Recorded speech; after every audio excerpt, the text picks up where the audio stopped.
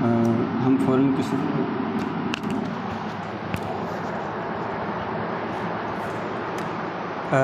مجھے جس موضوع پہ جس فن پارے کے انتخاب کو پیش کرنے کا کہا گیا ہے وہ ہے لیلا کے خطوط، جس میں سے میں ایک انتخاب پیش کرتا ہوں۔ سب سے پہلے میں قاضی عبدالغفار صاحب کے حوالے سے کچھ بنیادی تعارف پیش کرنا چاہوں گا، اس کے بعد پھر اس خط کو پیش کروں گا۔ قاضی عبدالغفار صاحب مراد آباد اتر پردیش میں پیدا ہوئے۔ انہوں نے وہ ایک کثیر الجہت شخصیت تھے۔ انہوں نے مختلف فیلڈز کے اندر، شعبہ جات کے اندر کام کیا۔ بنیادی طور پر ان کا شعبہ صحافت تھا جس کے اندر انہوں نے کام کیا، اور ایک صحافی چونکہ لفظوں کو چن چن کر پیش کرتا ہے، اسی طرح وہ ایک نقاد بھی تھے، ادیب بھی تھے، مصنف بھی تھے۔ مختلف حوالے سے انہوں نے کام کیا اور تمام فیلڈز کے اندر، شعبہ جات کے اندر انہوں نے اپنے نام کو روشن کیا۔ ان کی وجہ سے کئی اخبار اور رسائل جو ہیں ان کے نام بھی روشن ہوئے اور ان کو بھی وقار نصیب ہوا۔ ان کا فن پارہ جس میں سے میں ایک انتخاب پیش کروں گا وہ ہے لیلا کے خطوط۔ خط آپ کے پیش نظر ہے۔ لیلا کا خط ہے جی۔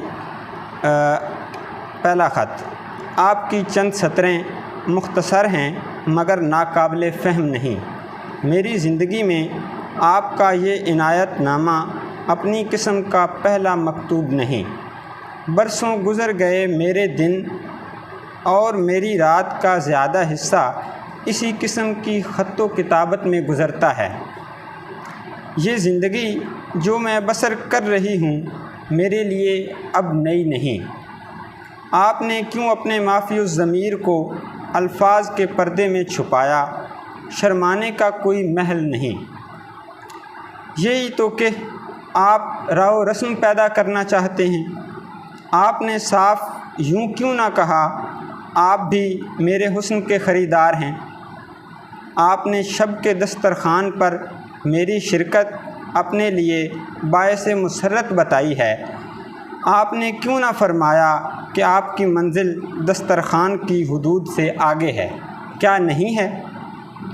بندہ نواز کسی دکان پر جائیے تو استعارہ اور اشارہ سے قطع نظر کر کے گاہک کی طرح کھل کر سودا کیجیے۔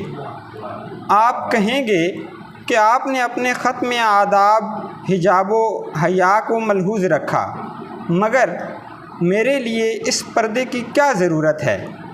اگر آپ چاہتے ہیں کہ میں بقول آپ کے آج شب کو آپ کی مہمان بنوں تو مجھے عذر ہی کیا ہو سکتا ہے؟ میں تو اسی لیے سرے بازار اپنا اشتہار دیتی ہوں۔ شکریہ۔